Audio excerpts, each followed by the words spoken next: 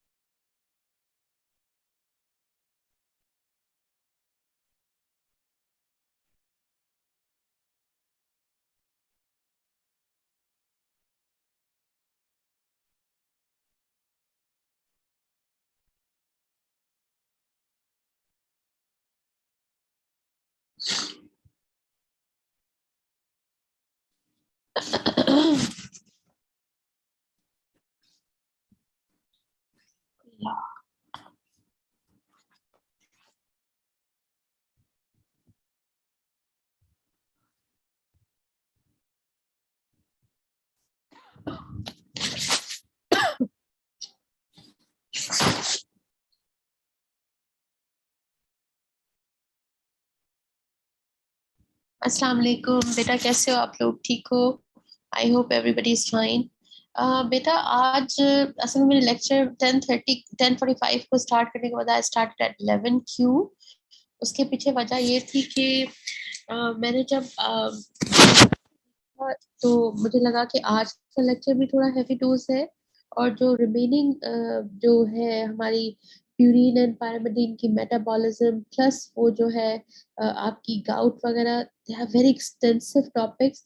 और अगर मैं कहूँ कि पूरी जो है पूरी बायोकेमिस्ट्री में कोई मुश्किल दो टॉपिक्स हैं, तो दैट इज ईटीसी एंड आपकी अपनी ये प्यूरिन एंड पायरिमिडीन का मेटाबॉलिज्म। ठीक है, तो जो मैंने सोचा, is my voice clear to all?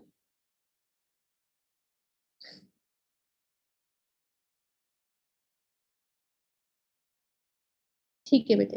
तो फिर मैंने सोचा कि हम लोग उसको ऐसे कर, क्योंकि वो बहुत लेंथी था और बहुत एक्सटेंसिव सा टॉपिक है। ठीक है, करवाने को तो एक लेक्चर में हो जाएगा, ज्यादा से ज्यादा दो हम लोग ले सकते हैं।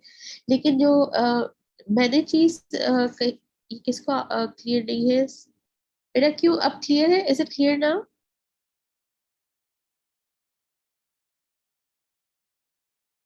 ठीक है, तो फिर मैंने जो डिसाइड किया, मैंने कहा कि नहीं यार, दैट्स टू मच। फिर मैंने कहा कि अमाइनो एसिड मेटाबॉलिज्म हम लोग रखे ही सेकेंड ईयर के लिए आपकी, क्योंकि मैंने जब आप लोगों का एनुअल का कोर्स देखा तो मुझे था कि इसको कट शॉर्ट करूं कैसे, क्योंकि मैं आप लोगों के लिए इंपॉर्टेंट टॉपिक्स निकाल रही थी कि हमारी एक्स्ट्रा क्लास के लिए। तो मुझे था कि नहीं यार, ये अगर अमाइनो एसिड मेटाबॉलिज्म रखेंगे तो फिर इनके बेसिक्स जो है वो काफी वो हो जाएंगे बेचारे के। काफी सारा वर्कलोड है ना, ऑलमोस्ट बहुत ज्यादा टॉपिक्स हैं।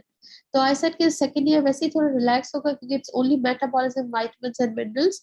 तो मैंने कहा कि नहीं यार, I will shift amino acid metabolism in second year. उस एनुअल में इंशाल्लाह इनके एग्जाम्स होंगे। ठीक है। फिर बच्चों ने कहा कि ma'am what about our module जो होने वाला है? तो मैंने कहा very simple, in module I tell you three topics. ठीक है, you just read those three topics. ठीक, for example urea cycle, reactions of amino acids and ammonia intoxication. ठीक है, ये आप तीन पढ़ेंगे।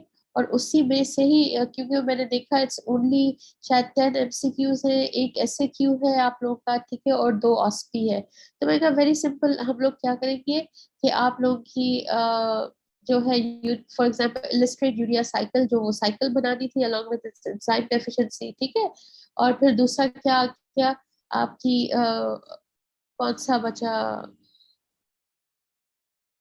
अमोनिया, फॉर एग्जांपल ये हो गया। फिर state the mitochondrial and cytosolic enzymes of urea cycle, ये ऑस्पी का क्वेश्चन। इस तरह के हम लोगों ने कहा था कि करके आप लोग का बस एक छोटा सा कंसाइज सा पेपर बनाकर will just wrap it up. ठीक है, तो आप लोग का क्या ख्याल है? क्योंकि अगर आप लोग बोलोगे तो मुझे पढ़ाने में it's not a big deal for me कि मैं आपको प्यूरिन पारमिडीन प्लस गाउट का आज सारा करवा दूं। लेकिन जब I was going through it तो मुझे लगा कि नहीं यार, ये it's too much for you guys. ठीक है ना, बहुत ज्यादा हो जाएगा।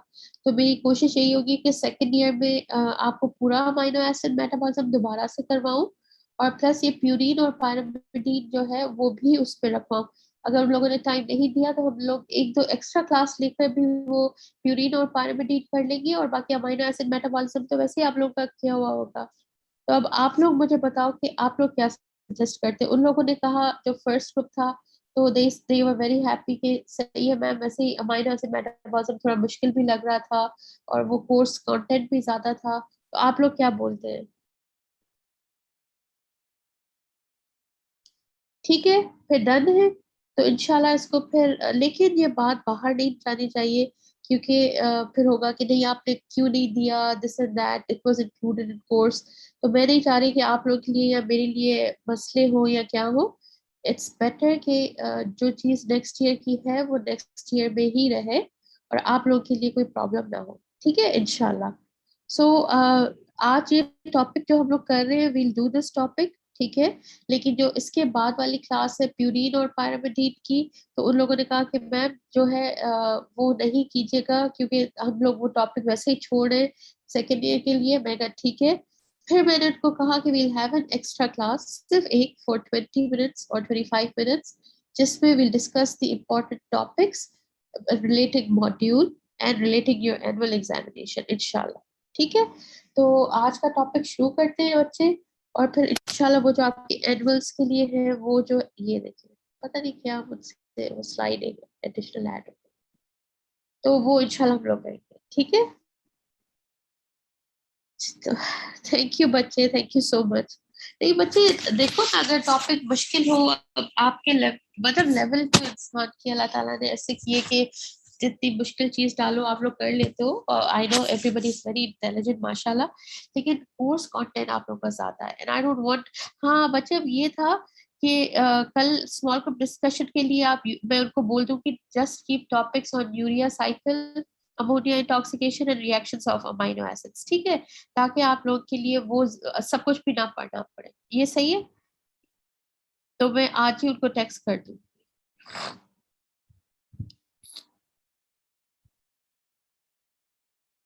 ठीक है, good.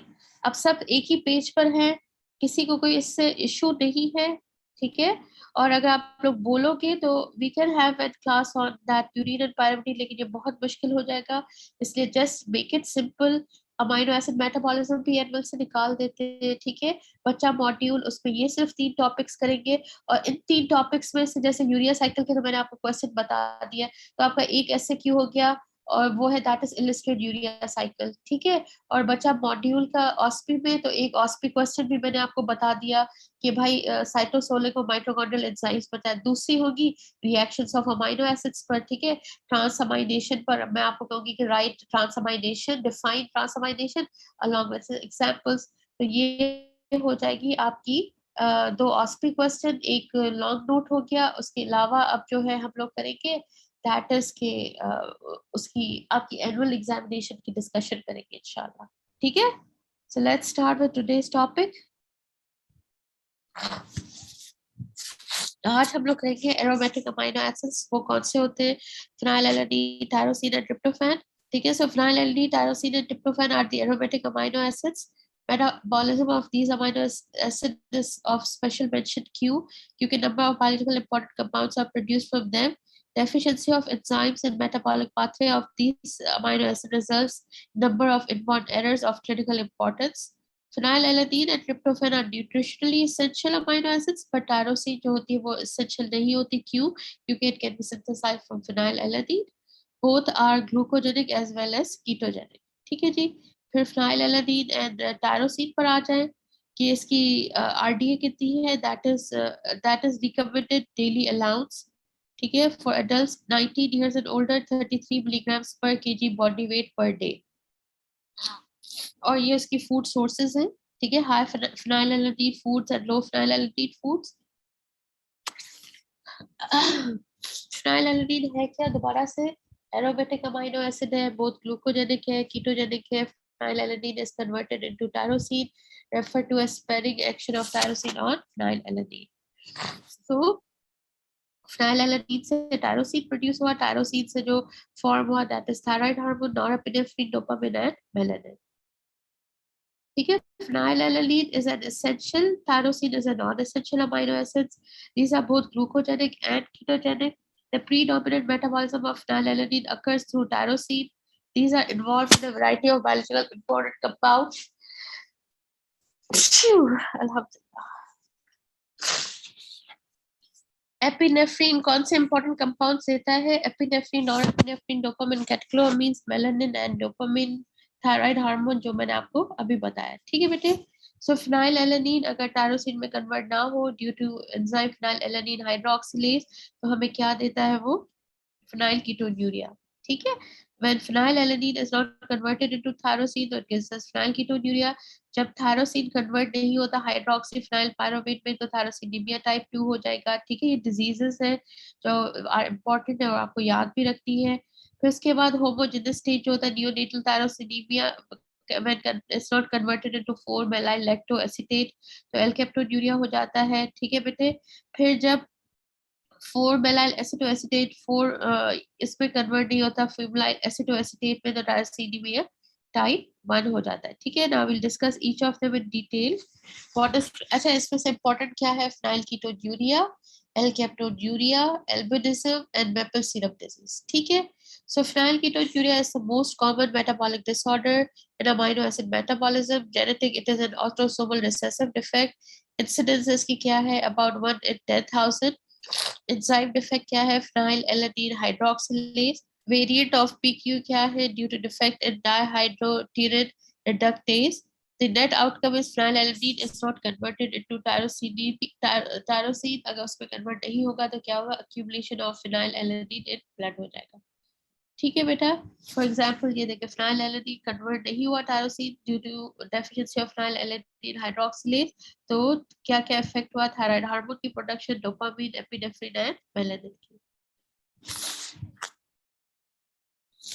The disease acquired its name from the high levels of ketoacids phenyl pyruvate in urine. Phenyl pyruvate further converted to metabolites like phenyl acetate, phenyl lactate, and phenyl acetylglutamine. All these compounds are excreted in urine. Presence of phenyl acetate in urine gives a mousy odor. फिर symptoms of phenylketonuria क्या है? learning disabilities, mental retardation, tremors और jerky movements. ठीक है। skin rash हो गया, eczema, epilepsy, hyperactivity and behavioral issues. Clinical features क्या क्या है? mental retardation, seizures, failure to walk or talk, very low IQ, failure of growth, hypopigmentation. ये दोबारा से थोड़ी सी रिवीजन के तौर पर क्या क्या है? सीजर्स हो गया, हाइपर एक्टिविटी हो गया, ट्रेमर्स, और ये सारे क्यों है? क्योंकि किस किस की डेफिशिएंसी हो रही है? एपिनेफ्रिन, नॉरएपिनेफ्रिन, डोपामिन, मेलानिन सबकी। ठीक है। तो उसकी वजह से ये सब हो रहा है। तो seizures, hyper activity, tremor, microcephaly, failure to grow, these metabolites give urine a characteristic mousy odor. Diagnosis क्या है फिनाइलकीटोन्यूरिया की? टेस्ट की डिटेल में जाने की जरूरत नहीं है, सिर्फ ये याद रखिए Guthrie test, ferric chloride test, DNA probes, इनके सिर्फ नाम याद रखने हैं आपको। ट्रीटमेंट क्या है? The maintenance of plasma phenylalanine concentration within normal range is challenging task in treatment of phenylketonuria. This is done by selecting foods with low phenylalanine content. Diet intake of phenylalanine should be adjusted by measuring plasma levels. Early diagnosis and treatment for 4 to 5 years can prevent the damage to brain. However, the restriction to protein diet should be continued for many more years in life. अब आ जाते हैं एल्केप्टोन्यूरिया। ठीक है। तो other name is black urine disease, very important, and autosomal recessive defect है। इसकी भी incidence 1 in 25,000 है, very common disease. Enzyme defect is homogeneous state oxidase. The net outcome क्या है कि होमोजेनस स्टेट जो है वो अक्यूमुलेट होता है tissues and blood and is excreted out in urine. ठीक है बेटे। होमोजेनस स्टेट कन्वर्ट नहीं हुआ 4-metyl lactoacetate में due to deficiency of homogenous state oxidase, तो क्या होगा? It is converted into benzoquine acetate which leads to formation of L-captone. ठीक है। और फिर क्या हुआ? Deposition in connective tissue, bones and various organs, nose, ear etcetera, known as ochronosis. ठीक है।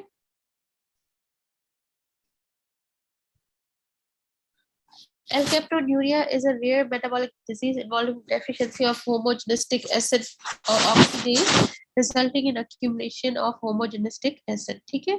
ये आप देख रहे हो कन्वर्ट नहीं हो रहा मेलाइल एसिटोएसिटेट में, और it is leading to due to deficiency of homogenous acid oxidase, तो इट लीड्स टू एल्केप्टोन्यूरिया।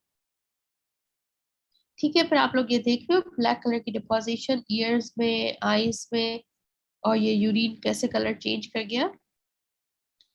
डायग्नोसिस क्या है, बड़ी टिपिकल सी डायग्नोसिस होती है, change in colour of urine on standing to brown और dark has been the simple traditional method to observe alkaptonuria. The urine gives a positive test with ferric chloride and silver nitrate. ठीक है, sign क्या था, on प्रोनोसिस था, colouring थी कि year और सब में हो रहा था, dark staining of diaper sometimes can indicate the disease in infants but usually no symptoms are present until later in life. Change in color of urine on standing due to brown or dark. ठीक है, brown से वो dark black की तरफ चली जाती है। Treatment क्या है, helps in reduce diets low in phenylalanine and tyrosine, help reducing the levels of homogenistic acid and decrease the amount of pigment deposited in body tissue. Although L-captonuria is not life threatening, but it is associated with severely वो होता है crippling arthritis. ठीक है, फिर आ जाते हैं albinism में। क्या है एल्बिनिज्म, उससे पहले मेलानिन क्या है। The skin color of individual is determined by relative concentration of black and red melanins. This in turn is dependent on many factors, both genetic and environmental. These include the activity of tyrosinase, the density of melanocytes, availability of tyrosine, etc. Albinism is an important error with generalized lack of melanin synthesis. ठीक है, other name इसका क्या है, tyrosinosis and autosomal recessive defect, 1 in 20,000 होता है, common है। Enzyme defect is tyrosinase. The net outcome क्या है, lack of synthesis of pigment of melanin. Autosomal recessive हमने कहा, defect in melanin production results in albinism, the most common form being due to defect in tyrosinase, a copper containing enzyme. Thyroxine जो है वो dopa में convert नहीं हो रहा, तो फिर मेलानिन क्या हुआ, फिनाइलएलेनिन नहीं कन्वर्ट हुआ थायरोसिन में, तो ना नॉर एपिनेफ्रिन बना, ना एपिनेफ्रिन बना, ना मेलानिन बना, और जिसकी वजह से वो फिर अगर मेलानिन नहीं बना तो क्या होगा, एल्बिनिज्म हो जाता है। ठीक है, क्लिनिकल फीचर्स क्या है, lack of melanin albinos make them sensitive to sunlight, increased susceptibility to skin cancers. Photophobia is associated with lack of pigment in eyes. However, there is no impairment in eyesight of albinos. The entire body, including their hair, is characteristically white. Signs and symptoms क्या है, absence of melanin pigment, affected individual have vision defects and photophobia, sunlight hurts their eyes, they are at increased risk of skin cancers. ठीक है बेटे, फिर ये टायरोसिनोसिस और टायरोसिनीमिया type 1, इसमें क्या होता है, टायरोसिनोसिस बोलते हैं इसको, an autosomal recessive rare but serious disorder, 1 in 1 lakh होता है। Enzyme defect is fumaryl lactoacetate hydroxylase, the net outcome क्या है, it causes liver failure, rickets, renal tubular dysfunction, and polyneuropathy. Tyrosine, its metabolite, and many other amino acids are excreted in urine. In acute tyrosinosis, the infant exhibits diarrhea, vomiting, cabbage-like odor that may even occur due to liver failure within 1 year of life. For treatment, diets low in tyrosine, phenylalanine, and methionine are recommended. Tyrosinemia type 2, उसका दूसरा नाम क्या है, Richter हार्टनेट syndrome, genetic क्या है, autosomal recessive है, fewer than 1 in 2.5 lakh में होता है, individual enzyme defect is tyrosine transaminase, the net outcome is blockage and routine degradative pathway of tyrosine, leads to accumulation and excretion of tyrosine and its metabolites. ठीक है, इसके distinctive clinical feature क्या आप लोग देख रहे हो, स्किन पर ये येलो रीजन्स, ठीक है, ये वाला है, और आई के चेंजेस देखें, और रेयर मेंटल रिटार्डेशन होगी। Synthesis of important biological compounds जो हम लोग कह रहे थे टायरोसिन से प्रोड्यूस होंगे, वो ये होते हैं, catecholamine, dopamine, norepinephrine, epinephrine, thyroid hormone and melanin pigment. इसकी फिर मैंने डिटेल्स यहाँ पर लिख दी थी, आप लोगों ने ये फिजियोलॉजी में पढ़ा होगा, लेकिन मैंने कहा कि रिवीजन के तौर पर, क्योंकि हम लोग सेकेंड ईयर में पढ़ाते हैं, तो मैंने कहा रिवीजन के तौर पर ये मैंने डाल दिया था। ठीक है, जस्ट गो थ्रू इट, इसमें ऐसा कुछ भी नहीं है। फंक्शंस क्या है, डोपामिन और पार्किंसंस डिजीज क्या है, ठीक है, डोपामिन और पार्किंसंस डिजीज की ट्रीटमेंट क्या है, तो ये सारी सिर्फ एक रिवीजन थी। ब्रांच चेन अमीनो एसिड्स में ल्यूसीन, आइसोल्यूसीन एंड वेलिन के बारे में, based on products obtained from carbon skeleton the branch chain amino acids are either glucogenic, जिसमें वेलिन आ जाता है, जिसमें बोथ हो ग्लूकोजेनिक एंड कीटोजेनिक, उसमें आइसोल्यूसीन आ जाता है, और उसके बाद कीटोजेनिक में आ जाता है ल्यूसीन।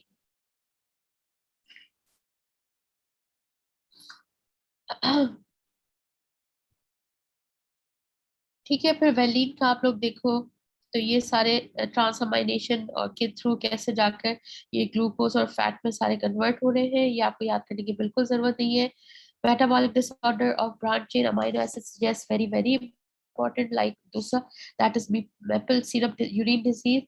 इसमें क्या होता है, the urine of the affected individual smells like a maple syrup और burn sugar. Other name is branch chain ketoaciduria. Genetic is क्या, an autosomal recessive disorder। Incidence क्या होता है, fewer 1 in 1 lakh individuals। enzyme defect क्या होगा, branch chain alpha keto acid dehydrogenase। the net outcome is blockage in the conversion of alpha keto acids to respective acyl CoA thioesters। leads to क्या होगा, accumulation and excretion of branch amino acids and their keto acids। इसमें क्या है, complications, accumulation of branch chain amino acid causes an impairment in transport and functions of other amino acids, protein biosynthesis is reduced, and they competitively inhibit glutamate dehydrogenase। Biochemical complications क्या क्या है, clinical features, severe mental retardation, convulsions, vomiting, acidosis, coma and death। Diagnosis क्या है, by enzyme analysis, plasma and urine में increased leucine, isoleucine, valine and their alpha keto acids। Smell of urine is like burnt sugar। Chromatography of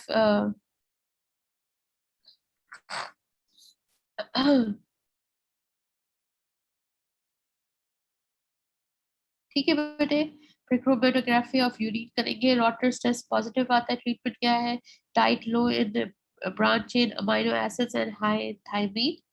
ठीक है, तो ये कुछ pictures थी जो लिपिड कॉट की है, उसमें ज्यादा क्लियर है कि what is maple syrup disease. ठीक है, फिर उसके बाद urine disease, tyrosinemia type 1 type 2, alkaptonuria, phenyl ketonuria, ये सारी उसमें लिखी हुई है। ठीक है, ये फिर मेटाबॉलिज्म ऑफ अमीनो एसिड्स की एक समरी थी जो मैंने डाली थी, और ये इंपॉर्टेंट अमीनो एसिड्स जो आपसे वाइवा में पूछे जाते हैं। ठीक है बेटे, तो आज की let me take your attendance, then we will go to question answer session इंशाल्लाह।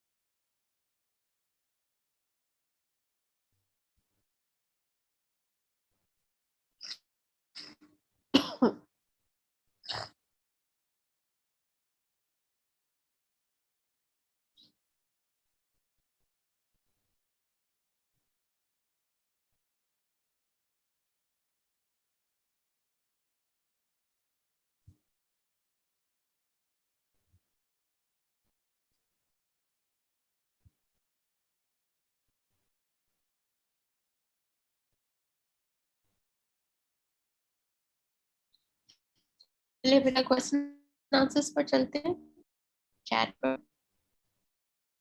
बेटा, एनुअल्स में अमीनो एसिड मेटाबॉलिज्म में कुछ नहीं आएगा, और आज का टॉपिक है ये मॉड्यूल इंक्लूड नहीं होगा, में से इंक्लूड होंगे, that is urea cycle, reactions of amino acids and ammonia intoxication. ठीक है, आज का टॉपिक ये कोशिश करेंगे कि हमारा इंशाल्लाह सेकेंड ईयर में भी इसकी रिवीजन हो जाए, तो आप लोगों के लिए इशू ना हो। कह रही थी कि आज का टॉपिक थोड़ा ओवरलोड ज्यादा है क्योंकि इसमें सारी एंजाइम्स ये वो, तो मुझे था कि ये आज यकीन माने मुझे पढ़ाते हुए मजा नहीं आ रहा था क्योंकि मुझे लगा नहीं यार this is too much for them.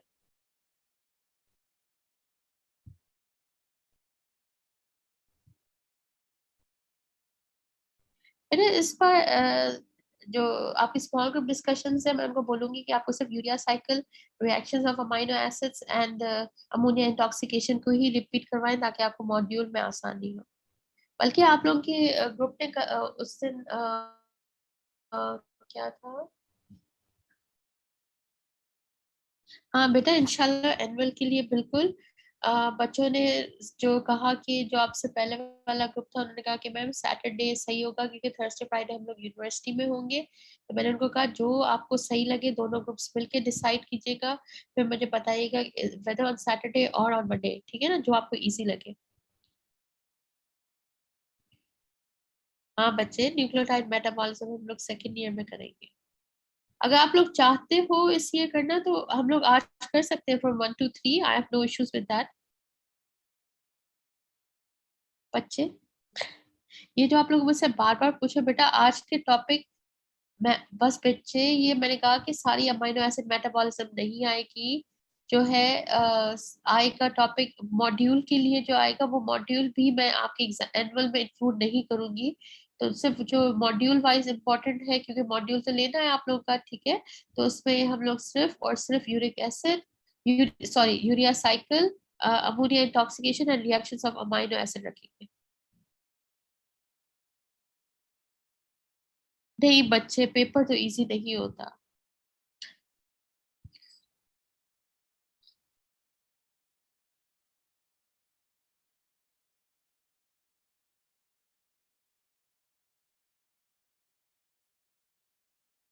नहीं बेटा ये जो हम लोगों ने जो नेक्स्ट लेक्चर था that was purine and pyrimidine और गाउट के बारे में, लेकिन अगर हम लोग वो सेकेंड ईयर में उसको शिफ्ट कर रहे हैं तो वो we won't be having lecture from 1 to 3 today, ठीक है, so you guys are free.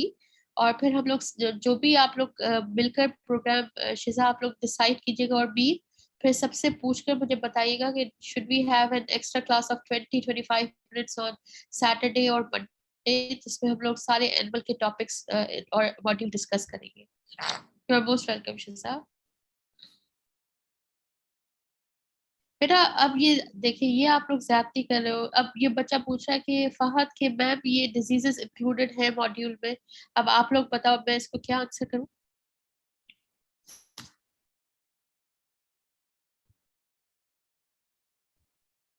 सिर्फ फहद के लिए ये सारे टॉपिक्स इंक्लूडेड है for module.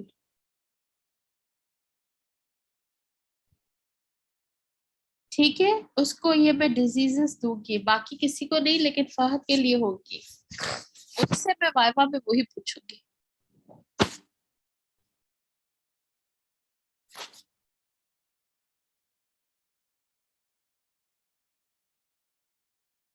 You are most welcome बच्चे। ठीक है, अब बिल्कुल परेशानी की बात नहीं है, सिर्फ शिजा और मीर से दिन कोई डिसाइड करके please to let me know, तो उसमें इंशाल्लाह हम लोग आपकी एनुअल के जो भी टॉपिक्स है, क्योंकि मॉड्यूल के तो डिस्कस कर चुके हैं कि यही 3 टॉपिक्स हैं, और एनुअल के जो टॉपिक्स हैं वो हम लोग इंशाल्लाह उसमें कर लेंगे, वो जो क्लास होगी।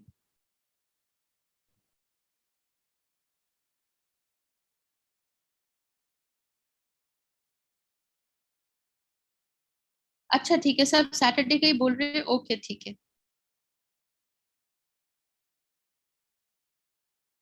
बेटा मुझे पता था, मैं आपको जिससे अमाइनो एसिड मेटाबॉलिज्म स्टार्ट हुआ था उस दिन से मुझे लग रहा था नहीं यार this is too much for them, this is too much for them, मैं आपको हर लेक्चर में कहती थी कि नहीं बच्चे ये ज्यादा हो जाएगा, ठीक है, तो फिर इसलिए मुझे बड़ी स्ट्रेस थी, फिर मैंने कल कहा कि नहीं आज सुबह तक मैं अच्छा मैंने आपके लेक्चर्स भी मीर और शिजा को सारे गाउट के प्यूरिन पैरामीटर्स के भी दे दिए, लेकिन मैंने उनको मना किया कि प्लीज तब तक शेयर ना करें जब तक मैं आप लोग उनको परमिशन ना दूं, ठीक है, आई स्टॉप देम, क्योंकि मुझे था कि यार मैं तो लेक्चर देके इट्स इजी फॉर मी कि चलो उनको लेक्चर दे दिया, लेकिन would they be able to grasp all this सारे फर्स्ट ईयर के topics plus amino acid metabolism? तो मैं कहा नहीं, ये बड़ी ज्यादती हो जाएगी इन लोगों के साथ, तो मैं कहा नहीं, इतना मैं जुल्म नहीं कर सकती। तो इसलिए फिर मैंने कहा कि नहीं, बस आज बड़ा इजी सा करते हैं। आज सुबह को मैं उठी, आप यकीन मानो मुझे कल स्ट्रेस में 3 बजे तक नींद नहीं आ रही थी, लेकिन then I woke up at 8 o'clock। फिर मैंने कहा कि नहीं, इसका हल यही है, I talk to doctor Kabir, और फिर मैं करके amino acid metabolism second year में शिफ्ट करवा दूंगी। और फिर जो है, अगर उन्होंने नहीं भी किया तो हम लोगों ने पढ़ा तो वैसे ही हुआ है, तो हम लोग उसको एक दो एक्स्ट्रा क्लासेस लेकर ऊपर ऊपर से रिविजन कर लेंगे और फिर एनुअल्स में दे देंगे, क्योंकि ये तो हम लोग के हाथों में होता है ना। You are most welcome Ali, Ejaz, thank you so much. बाकी आप लोग फिक्र नहीं करें। बच्चों ने पूछा था मैम एक्सटर्नल्स, तो एक्सटर्नल्स बच्चे वही पूछेंगे जो हम लोग उनको बोलते हैं। आप एक्सटर्नल्स बहुत अच्छे मैंने मंगवाए हैं, they are very very easy. और वो जो है आपसे टॉपिक में ये उनको मैं दूंगी दूंगी नहीं, तो वो फिर आपसे पूछेंगे ही नहीं अमाइनो एसिड मेटाबॉलिज्म, ठीक है। सो टेक केयर एवरीबॉडी, अल्लाह हाफिज, अपना बहुत बहुत ख्याल रखिएगा। इंशाल्लाह on Saturday we'll have a class. Let me know तो कंफर्म कर दिया, आप शिजा से भी मालूम करते हैं। लड़कियों ने आधियों ने तो हाँ कर दी थी, लेट्स सी कि इस ग्रुप की क्या बोलते हो, ठीक है।